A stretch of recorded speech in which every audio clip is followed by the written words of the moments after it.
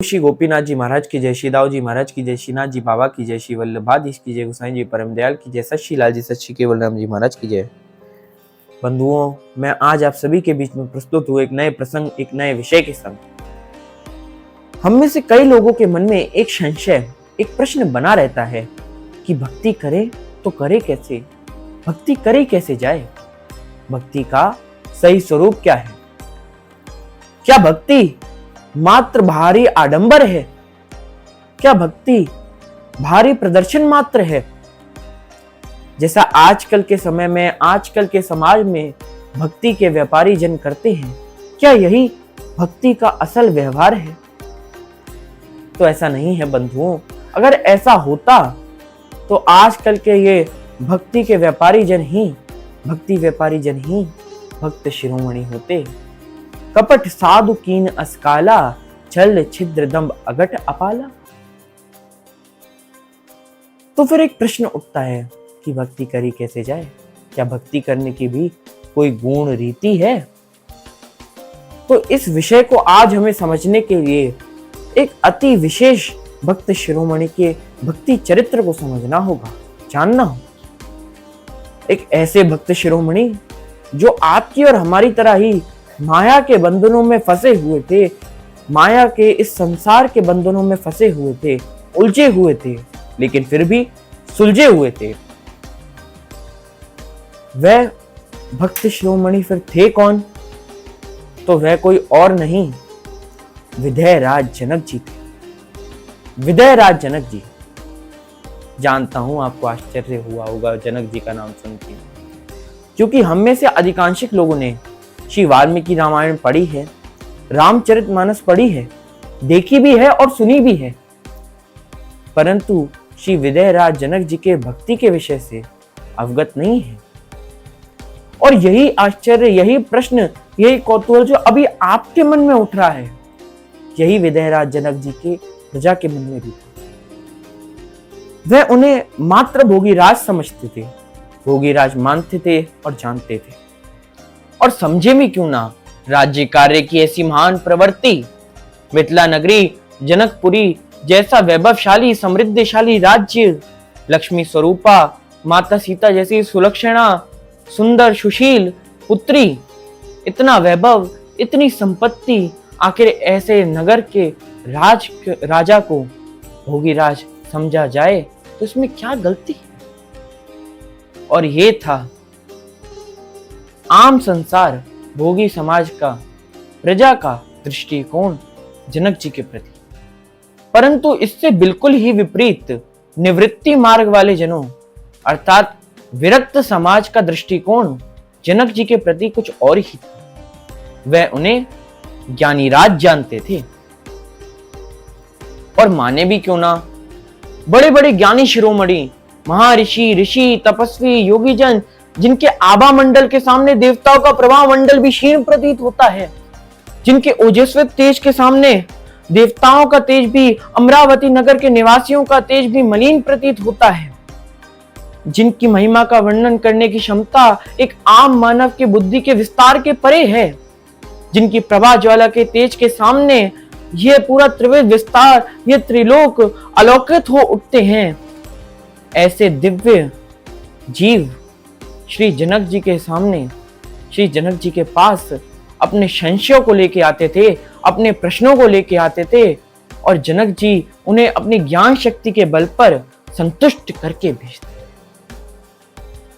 जिससे योगी समाज और भोगी समाज दोनों ही के मन में एक कौतूहल बना रहता था कि आखिर ये इस संसार के एक मामूली से राजा ऐसे दिव्य जीवों के संशयों का निवारण कर कैसे देते हैं, इनको ये ज्ञान, इनको ये शक्ति मिल कहां से रही है।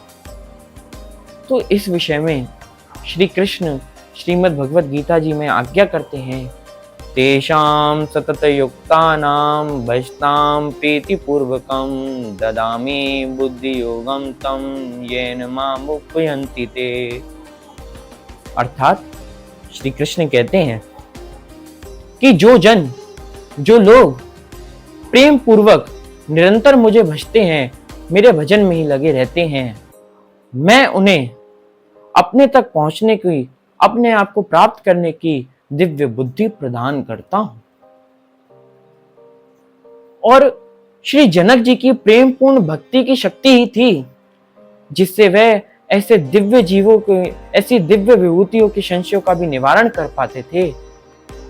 लेकिन इस रहस्य की तह तक, इस रहस्य को जानने में दोनों समाज ही असमर्थ थे, क्योंकि असल में जनक जी ने अपने हृदय में श्री राम पदारविंद के प्रति प्रगाढ़ प्रेम, प्रगाढ़ भक्ति रत्न, जो एक सबसे अनमोल रत्न है, उसे एक संपूर्ण डिब्बे में छुपा रखा था, जिसका ऊपरला पल्ला भोग और निचला पल्ला योग था, जिसकी वजह से अधिकांश लोग उन्हें मात्र भोगीराज समझते थे, भोगीराज जानते थे, और मात्र योगियों की नजर में ही वह ज्ञानी राज थे।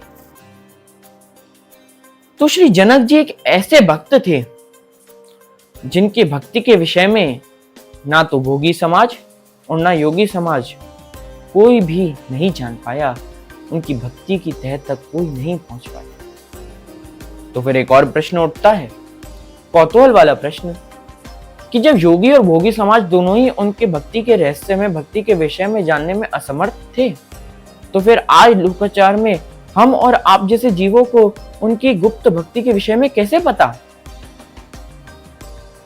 तो प्रणव परिजन सहित विदेहु, जाहि राम पद गूढ़ सनेहु, जोग भोग में रखो गो, राम बिलोकत प्रगटत सोई।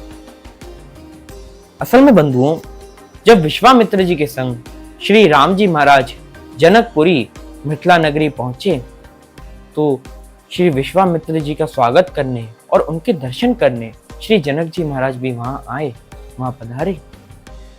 तो श्री राम जी महाराज की मधुर मनोहर मूर्ति, मधुर मनोहर कांति वाली स्वरूप को देख श्री जनक जी महाराज तो बिल्कुल मूर्ति मधुर मनोहर देखी, भयहु विदेह विदेहु विशेषी। श्री राम जी महाराज की मधुर मनोहर मूर्ति को देख श्री विदेह राज जनक सचमुच विदेह हो गए, श्री राम प्रेम में निश्चय ही विदेह हो गए। तो बंधुओं, हमें भी श्री जनक जी महाराज जैसे ही ठाकुर जी महाराज के प्रति गुप्त रूप से प्रगाढ़ प्रेम में परिपूरित भक्ति करनी चाहिए। हम प्रयास तो कर ही सकते हैं। बंधुओं, मैं जानता हूं कि माया के संसाधन भी आज के समय में सेवा के लिए अति आवश्यक है ठाकुर जी के प्रति, परंतु सेवा में इन माया के संसाधनों से भी ऊपर का स्थान जिसको दिया गया है वह है भाव, वह है भक्ति। ऐसा मत समझिए कि आप जिन ठाकुर जी की सेवा कर रहे हैं वह ही सजीव है और पूरे संसार के लिए वह ठाकुर जी निर्जीव है। ऐसा नहीं है बंधुओं। ठाकुर जी महाराज आपकी सेवा के समय भी सजीव हैं, आपके लिए भी सजीव हैं और बाकी सभी समस्त संसार के प्राणियों के लिए भी सजीव हैं। इसलिए आप सभी भक्ति का आडंबर नहीं करिए, भक्ति करिए ठाकुर जी के प्रति सच्चे मन से, सच्चे भाव से। अगर आपको आज का ये प्रसंग अच्छा लगा हो, अगर आपके ज्ञान में थोड़ी वृद्धि हुई हो, तो एक बार मेरे संग हाथ उठा के बोलिए, प्रभु श्री गोपीनाथ जी महाराज की जय, श्री दाऊ जी महाराज की जय, श्री राधा रानी की जय।